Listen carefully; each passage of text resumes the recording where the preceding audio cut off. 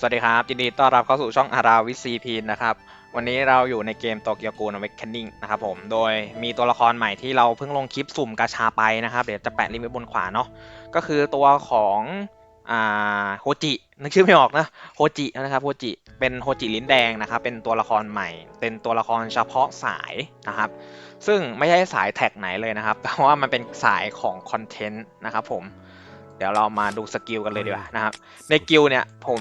เรียกกันว่าอาเบะนะครับในคลิปอาจจะมีอาเบะนึงไม่ได้ตั้งใจจะบูลลี่ศาสดาของใครนะครับผมแต่บางทีเห็นหน้าแล้วมันเคยชินนะครับมันติดปากนะครับ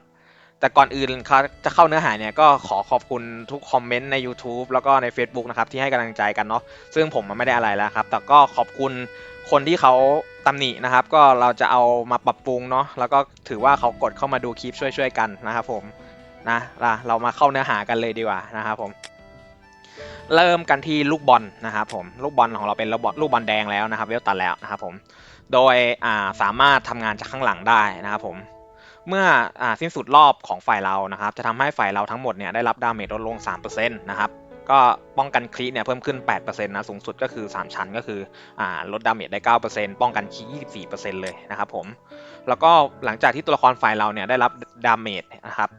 HP Max HP เนี่ยจะเพิ่มขึ้น 2%นะครับสูงสุด10%ก็คือโดนดาเมจ5ครั้งนะครับก็คือยิ่งโดนจะยิ่งอึดแหละประมาณนั้นนะครับจริงๆมันไม่ใช่เชิงอึดหรอกว่าแต่ว่าบางอย่างที่มาเล่นกับค่า HP เนี่ยมันก็จะทำงานได้ดีขึ้นนะครับเนาะเพราะว่า Max HP เราเพิ่มขึ้นนะครับมาเริ่มกันที่สกิลแอคทีฟนะครับผมเป็นการตีหมู่นะครับสร้างดาเมจ300%นะครับผมเป็นโจมตีร่วมขั้นยอดนะครับซึ่งโจมตีร่วมเนี่ยเพนเลทจะเพิ่มเป็น2เท่านะครับสำหรับการกดสกิลเนาะแล้วก็ฝ่ายเราทั้งหมดเนี่ยที่มีเอฟเฟกจัดเรียงนะครับทุกๆ1อันเนี่ยสกิลครั้งนี้หมายถึงว่าสกิลของตัวโฮจิเนี่ยจะเพิ่มดาเมจ6%นะครับสูงสุดก็คือ48%นะครับผมเดี๋ยวเราดูว่าจัดเรียงเนี่ยได้รับยังไงเนาะต่อไปเป็นเอฟเฟกต์0 ดาวนะครับผมทำงานจากข้างหลังนะครับจะให้สังเกตว่าที่ผมบอกว่ามันทำงานเฉพาะอีเวนต์เพราะว่าเนี่ยมันทำงานแค่ในล็อกทะลวงนะครับสังเกตได้เลยว่าเอฟเฟกต์0 ดาว1 ดาวและ3 ดาวเนี่ยจะทำงานเฉพาะล็อกทะลวงนะครับแต่ว่าเอฟเฟกต์บอลแดงแล้วก็2 ดาวและ4 ดาวเนี่ยทำงานได้ทุกโหมดนะครับผมเริ่มกันที่0 ดาวนะครับในล็อกทะลวงนะครับจะทำให้ตัวละครฝ่ายเรานะครับเพิ่มเบสสเตตนะครับ20%นะครับ แล้วก็ค่าสเตตัสระดับสูงเพิ่มขึ้น 15%อันนี้เนี่ยส่วนตัวคิดว่าน่าจะเป็นค่าอะไรก็ตามที่ไม่ใช่โจมตีป้องกัน HP นะครับก็คือพวกคีเลดคีดาเมจเจาะเกาะป้องกันคีต้านคีอะไรพวกนี้ครับแต่ว่ามันไม่ใช่ออสแตทเนาะนะมันก็คืออันทุกสเตตแหละที่ไม่ใช่โจมตีป้องกัน HP ง่ายๆเลยนะครับที่นอกเหนือจาก3ค่านี้เนาะเพิ่ม 15%นะครับแล้วก็ทำให้ออสแตทของฝ่ายเราเนี่ย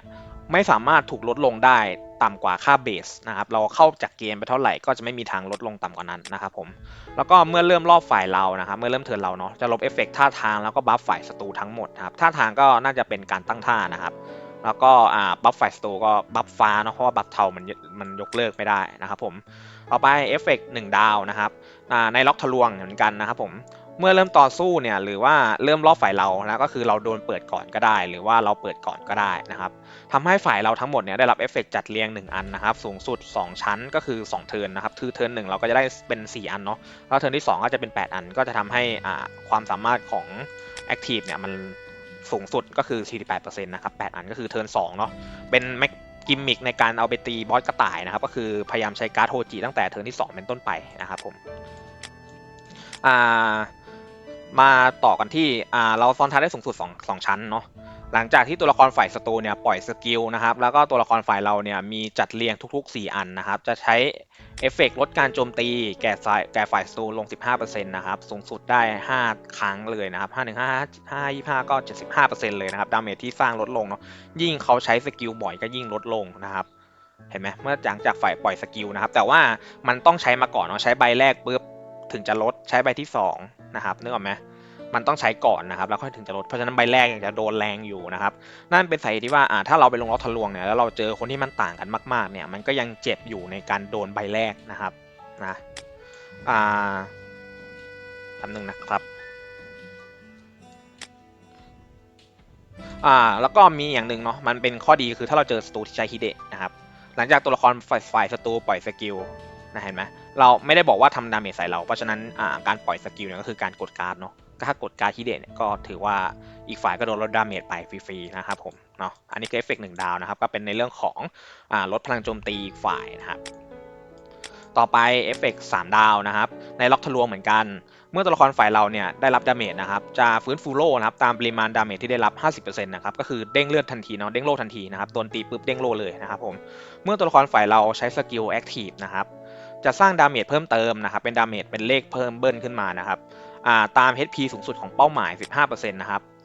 แต่ว่ามากสุดเนี่ยจะไม่เกินพลังโจมตีของผู้ใช้นะครับ 200% นะครับแล้วก็หากสกิลเป็นสกิลเดี่ยวนะครับจะทำให้สกิลนี้ถือว่าเป็นดาเมจบัตเตอร์ลิงนะครับก็คือมีดาเมจเพิ่มเติมเนาะก็คือดาเมจครั้งนี้เนี่ยสร้างดาเมจเพิ่มเติมนะครับเท่ากับ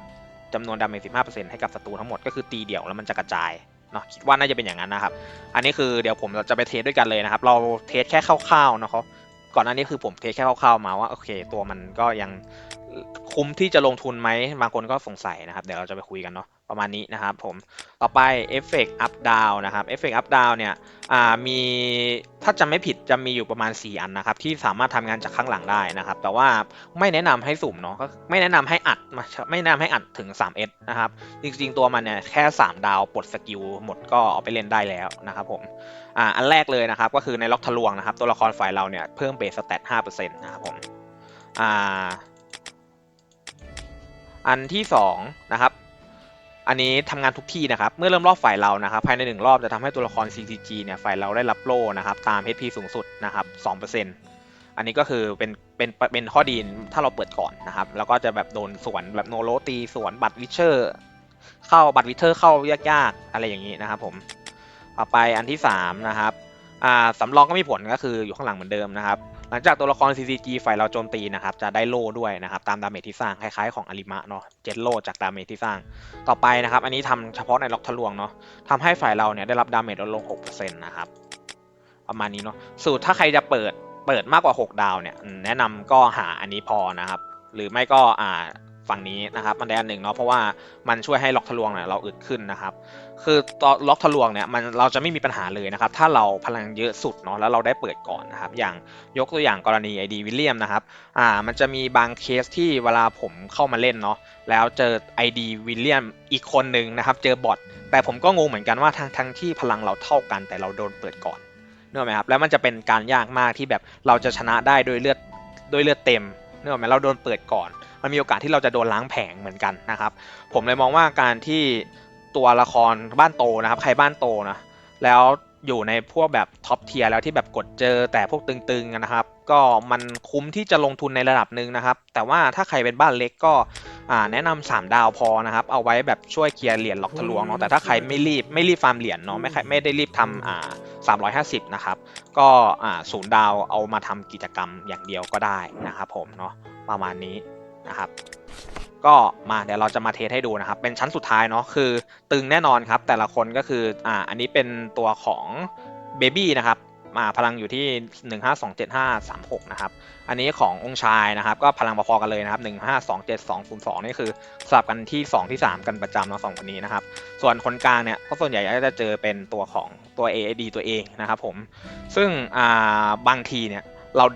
เจอนะพลังเราเท่ากันจะสังเกตว่าพลังเราเท่ากันแต่เราโดนเปิดก่อนนึกออกไหมครับเนาะมาเดี๋ยวเราจะมาลองเทสในกรณีของถ้าเราใช้ทีมที่เล่นปัจจุบันนะครับอันนี้คือทีมที่ผมใช้ลงหลอกทะลวงปกติเนาะก็เดี๋ยวจะมาเทสให้ดูนะครับว่าดาเมจประมาณไหนแล้วก็ลดดาเมจประมาณไหนนะครับคือลดดาเมจเนี่ยเราจะไม่ได้เห็นหรอกเพราะว่าตัวของทีมนี้เนี่ยมันค่อนข้างที่จะกวาดอีกฝ่ายได้หมดเลยนะครับผมในเทิร์นแรกเนาะถ้าไม่ได้โดนเปิดก่อนเนี่ยโอกาสน้อยมากที่จะได้เขาเรียกนะได้เปลี่ยนตัวนะครับแต่ว่าบางทีเนี่ยวิลเลียมเขาก็ไม่ค่อยได้ว่างเล่นเนาะแล้วก็แบบว่าพอเจอตัวเองแล้วเขาไม่สามารถเล่นชนะได้เนี่ยเขาก็บางทีเขาจะแบบฝากผมเล่นให้นะครับซึ่งมันต้องใช้เวลาในการรีการ์ดให้บอทตีไม่สวยนะครับการ์ดเราต้องสวยเพื่อที่เราจะรอดแล้วก็ไปด่านต่อไปเนาะแล้วก็อีกอย่างหนึ่งคือมันเป็นการประหยัดเวลาด้วยแหละนะครับพอมีตัวนี้เนี่ยมันจะทำให้เจ้าตัวเนี่ยวิลเลียมเนี่ยเขาสามารถตีบอสได้โดยที่ไม่ต้องเสียเวลาตีบอทเนาะโดยที่ไม่ต้องเสียเวลามากนะครับผมเมื่อกี้พูดเพลินลืมดูเลยนะครับผมเดี๋ยวจะดูดาเมจกันนะครับเราจะคุมตัวแปรให้เท่ากันนะครับก็คือใช้ฮิเดะ1 ใบขั้น1นะครับแล้วก็ตัวของอาริมะมืด ขั้นหนึ่งนะครับนะเพื่อคุมตัวแปรเนาะนี่ประมาณนี้นะครับเราจะดูดาเมจเท่าไหร่กันนะครับเราดูดาเมจของอาริมะมืดอยู่ที่ประมาณ4 ล้าน 3นะครับเนาะ4 ล้าน 3แล้วเราจะลองเปลี่ยนไปใช้โคจิแต่ว่าเราจะโดนเปิดก่อนประมาณนี้นะครับผมเราสามารถกวาดได้หมดอยู่แล้วนะครับแต่ว่าผมขอออกเนาะเดี๋ยวเราจะใช้เป็นทีมเดิมก่อนนะครับแต่ว่าเราจะกดข้ามเทิร์นนะครับให้บอทตีเรามาเนาะแล้วเราดูความเสียหายที่เราได้รับนะครับเราจะไม่กดการ์ดอะไรเลยนะครับแต่แค่เลื่อนการ์ดเฉยๆอาร์มอนโดดประมาณ1.6 ล้านเนาะเดี๋ยวเราไปวัดที่ทีมวิลเลียมดีกว่านะครับมันจะได้เป็นการคุมตัวแปรให้เท่ากันนะครับให้เห็นผลเนาะว่าถ้าบ้านโตเนี่ยมีประโยชน์ไหมแต่สำหรับบ้านเล็กเนี่ยผมมองว่าถ้ามีงบเนาะเปิดสัก3 ดาวติด ID ไว้นะครับผมมันช่วยประหยัดเวลาได้เยอะแล้วก็ช่วยฟาร์มของได้เยอะนะครับเพราะเราไม่รู้ว่าการที่มันขยายชั้นเนี่ยแน่นอนแหละผมคิดว่ามันคงเป็นเวล400นะครับแต่เราไม่รู้ว่าการขึ้นเวล400เนี่ยมันใช้ทรัพยากรมากน้อยแค่ไหนนะครับซึ่งมันก็เคยมีเหตุการณ์มาแล้วเนาะตรงที่ว่ารัด350เข้ามานะครับแล้วก็มีผู้เล่นสายเติมหลากหลายคนที่เขาพลาด350ไปเพราะว่าเขาเอาไปแลกเหรียญหลอกทะลวงเนาะทำให้อัพ350ไม่ได้แล้วก็แบบมีประเด็นในดราม่าตอนนั้นค่อนข้างหนักนะครับเพราะฉะนั้นเนี่ยก็ถ้าเรามีเก็บในคลังไว้ที่แบบสามารถพอที่จะอัพได้1ทีมในตอนที่มันมาเนี่ยมันก็จะดีกว่านะครับผมโอเคเดี๋ยวเราจะรวมการแล้วเรากดข้ามนะครับผมเรามาดูกันว่าเราจะยืนไหวไหมนะครับ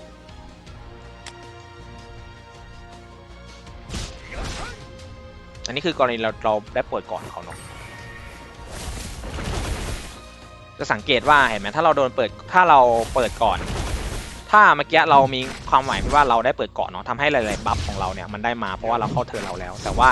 ก็ยังสาหัสอยู่ดีสังเกตไหมครับอันนี้คือบอทใช้การ์ดไม่สวยนะครับเพราะว่ามันลิงแค่ตัวเดียวแต่ว่าเราก็สาหัสแล้วนะครับแล้วถ้าคิดสภาพว่าเราโดนเปิดก่อนตั้งแต่แรกเราไม่มีบางบัฟที่ว่าเราต้องเข้าเทิร์นแล้วเราถึงจะได้บัฟเราจะสาหัสกว่านี้นะครับเนาะแต่เดี๋ยวเราจะเปลี่ยนเป็นของตัวโคจิให้ดูนะครับอันนี้แต่โคจิคือเราการันตีว่าเราโดนเปิดก่อน 100% นะครับผมเพราะว่า CP เนี่ยมันหายเยอะนะครับแล้วก็ของเนี่ยผมก็ไม่ได้ใส่ในส่วนของศักยภาพนะครับใส่แต่แท็กติกนะประมาณนี้นะครับเราจะไม่เปลี่ยนอะไรเลยนะครับเดิมเลยเมื่อกี้อาร์มอนโดดประมาณ1.6 ล้านใช่ไหมแล้วก็อาริมาประมาณ4 ล้านนะครับในทีมของวิลเลียมแล้วก็เป็นเคสที่เราเปิดก่อนด้วยเห็นไหมครับอาร์มอนนี่เราโดด2 ล้าน 3เลยนะครับเนาะในเคสของที่เราเจอตัวริมูรุจากเดิม1.6 ล้านนะครับมาดูของตัวอาริมะขั้น1นะครับโอเคเราคุมตัวแปรได้ครับรอบนี้ง่ายสังเกตว่าโล่จะหนามากนะครับดาเมจแรงขึ้นแบบเห็นได้ชัดเลยเนาะจาก4 ล้านกว่าขึ้นมา6 ล้านนะครับผมเห็นได้ชัดเลยครับว่าในเรื่องของความแรงเนี่ยมันเห็นแน่นอนเพิ่มเห็นผลแน่นอนนะครับผมมันช่วยทำให้แบบคุณประหยัดเวลาแล้วก็เพิ่มโอกาสในการชนะนะครับเนาะในกรณีที่คุณเจอตึงๆนะครับซึ่งผมมีค่อนข้างมีข้อสงสัยเหมือนกันว่าทีมของล็อกทะลวงเนี่ยมันยึดมาจากไหนส่วนตัวคิดว่าน่าจะเป็นทีมใน PVP นะครับที่แบบว่ามันมีฐานข้อมูลเนาะมันก็เอาทีมใน PVP ของคนนั้นคนนี้มานะครับมาใส่เพราะว่าตัวของ ID วิลเลียมเนี่ยมันก็ส่วนใหญ่จะเจอทีมที่แบบผมจัดใน PVP เกมมาถึงเวลาเราโดนเปิดก่อนนะครับเรามาดูกันว่าเราจะยืนได้ไหมนะครับผม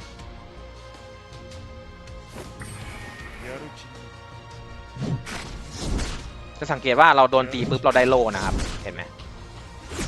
ทีมเรานี่ค่อนข้างอึดขึ้นมามากนะครับนี่คืออาริมาโดนย้ำนะครับขนาดว่าอาริมาโดนย้ำแล้วก็ยังไม่ตายในเทิร์น1เลยนะครับสังเกตไหมครับมันทีมมันอึดขึ้นมาแบบว่าเห็นได้ชัดเลยนะครับผมดู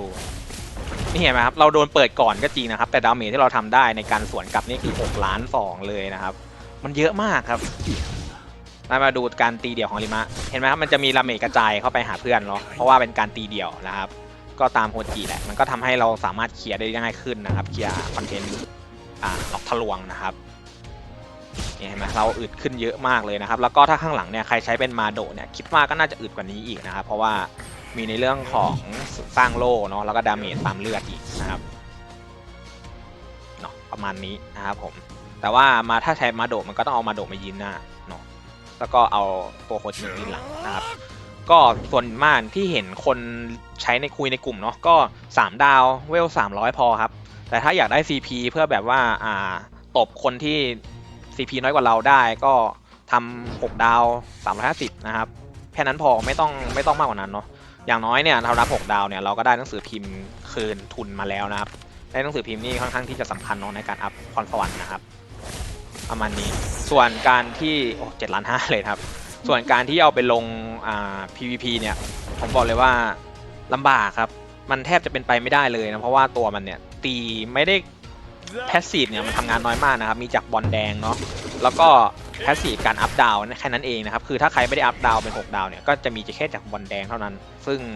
มันกระโปงมากครับกระโหลกกะลาสุดๆมากครับเนาะประมาณนี้นะครับสำหรับตัวโคจินะครับถือว่าทำออกมาได้ดีนะครับสำหรับคนบ้านโตนี่คือถือว่าดีเลยนะครับถ้าบ้านไม่ได้ห่างจนเกินไปเนาะเหมือนที่เราคิดที่เราคุยกันนะครับถ้าบ้านไม่ได้ห่างจนเกินไปเนี่ยอย่างแบบบ้าน1,300,000ตีเจอคนที่มีพลัง1,500,000 1,400,000ไปเนี่ยก็น่าจะสู้ยากนะครับหรือสู้ไม่ได้แต่ถ้าแบบห่างกันนิดๆหน่อยๆเนี่ยมันสู้ได้ครับเนาะไม่ได้แบบว่าต้องโดนยำหมุนมาก่อนนะครับเนาะนี่คือพลังของโคจิตัวใหม่นะครับผมประมาณนี้นะครับเดี๋ยวเราจะตัดไปตีบอสกระต่ายอีกทีนึงนะครับผมตัวโคจิเนี่ยผมขออนุญาตไม่รีวิวในตัว RTA นะครับเพราะว่าลองแล้วมันเล่นไม่ได้ครับมันคือเป็นภาระใช้คำว่าเป็นภาระเลยครับนะครับผมเดี๋ยวขอตัดคลิปแป๊บนึงนะครับผมไปเจอกันในหน้ากระต่ายได้เลยครับก็คลิปตัดมากันในบอสกระต่ายนะครับผมโดยเราจะใช้เป็นทีมนี้เลยนะครับก็คือมีตัวของโคจินะครับอาริมะเขียวนะครับจูโซปามิทิเดะนะครับแล้วก็ข้างหลังเนี่ยเป็นอาริมะฮาโลวีนไม่ก็มาโดะนะครับผมโดยแมคานิกที่หลักๆเลยนะครับของบอสกระต่ายเนี่ยที่ทำให้เราทำดาเมจได้แรงเนาะมาจากการที่เราใช้ตัวที่ชนะทางนะครับตีให้กระต่ายติดวีคนะครับแล้วก็ทุกครั้งที่กระต่ายเนี่ยโดนดาเมจนะครับมันจะทำให้กระต่ายเนี่ยโดนดาเมจแรงขึ้นนะครับนั่นเป็นสาเหตุที่ว่าทำไมเราถึงเลือก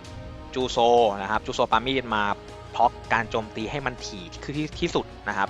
เนาะเพราะว่าจูโซเนี่ยมันตีบ่อยเนาะก็วิธีการเล่นก็คือฮิเดะนะครับจูโซนะครับแล้วก็ตัวของอาริมะนะครับแล้วก็ฮิเดะอีกใบหนึ่งนะครับ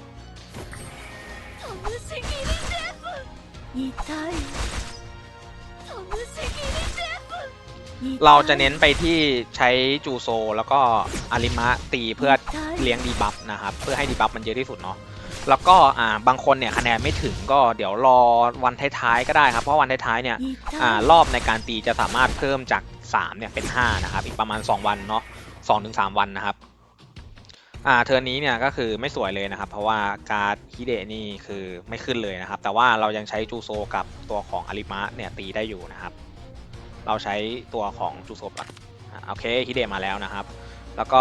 อาริมะนะครับแล้วก็ฮิเดะนะครับแล้วก็จริงๆแล้วใช้เป็นโฮจิก็ได้แต่ว่าเราเก็บไว้ใช้เทิร์นหน้านะครับเราใช้อาริมะนะครับ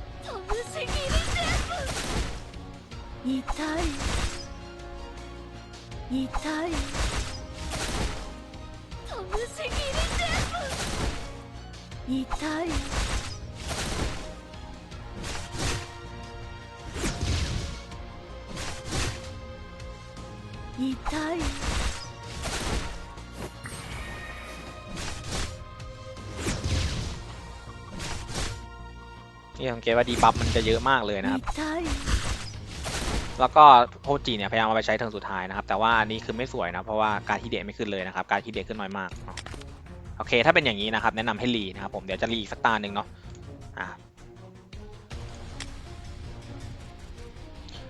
การฮิเดะเนี่ยควรขึ้นประมาณมีกี่เทิร์นเนี่ยควรขึ้น+1นะครับจำประมาณนั้นเนาะเพราะว่าเทิร์น2เนี่ยเทิร์น1เนี่ยเราส่วนใหญ่เราใช้ประมาณ2ใบนะครับ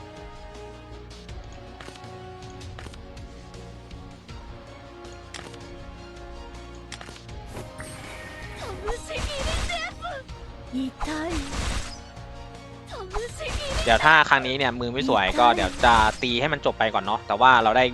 สอนวิธีตีแล้วนะครับคะแนนก็ที่เหลือก็ขึ้นอยู่กับตัวละครโคจินะครับ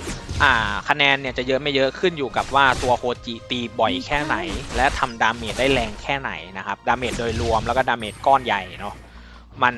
ขึ้นอยู่กับตัวโคจินะครับเพราะฉะนั้นเนี่ยถ้าถึงยามจำเป็นค่อยใช้โคจิตีก็ได้นะครับถ้ายังไม่ถึงก็ใช้ตัวอื่นตีไปก่อนได้นะครับอันนี้คือการ์ดไม่สวยเลยนะครับไม่สวยแบบไม่จะสังเกตว่าฮิเดะไม่ขึ้นเลยนะครับ ฮิเดะไม่ขึ้นจริงๆครับก็เดี๋ยวรีอีกทีหนึ่งขออนุญาตครับขออนุญาตนะครับขออนุญาตรีอีกทีหนึ่งนะครับมันขัดใจจริงๆครับการ์ดมันไม่สวยเลยแบบไม่สวยเลยนะครับฮิเดะนี่คือขึ้นน้อยมากเราสามารถเพย์เซฟด้วยการที่เทิร์นหนึ่งใช้ฮิเดะใบเดียวก็ได้นะครับแต่ว่ามันก็จะจากที่ผมลองเนี่ยผมไม่ค่อยชอบเนาะผมรู้สึกว่าเทิร์นสองเนี่ยเราสามารถกดการ์ดตัวละครอื่นเพื่อรวมการ์ดแล้วให้มันเป็นการ์ดดีๆได้นะครับเอาไว้ใช้ในเทิร์น3นะครับมันวางแผนการใช้การ์ดได้ง่ายกว่าเนาะกรณีที่แบบเราต้องรีบ่อยนะครับโอ้นี่คือฮิเดะก็ไม่ขึ้นเหมือนกันครับไม่ขึ้นจริงๆครับดวงไม่มีเลยนะครับเวลาอัดคลิปเนี่ยแล้วเดี๋ยวคลิปก็จะนานซะด้วยสิ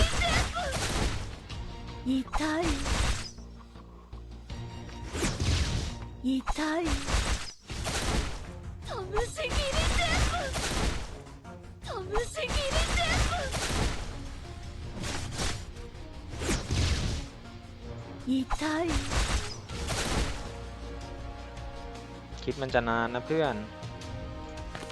โอเคฮิเดะมาแล้วอาริมะไปไม่ได้นะครับอาริมะไปก่อนแล้วก็จูโซฮิเดะไม่ขึ้นนะฮิเดะขึ้นน้อยมากครับแต่พอเวลาตีคนเนี่ยฮิเดะขึ้นยับเลยการ์ดดาเมจไม่ขึ้นนะครับเวลาตีบอสนี่ฮิเดะไม่ค่อยจะขึ้นงงเหมือนกันครับแต่ว่าไม่รีแล้วเนาะไม่รีแล้วก็เล่นตามที่มีนะตามที่การ์ดขึ้นนะครับ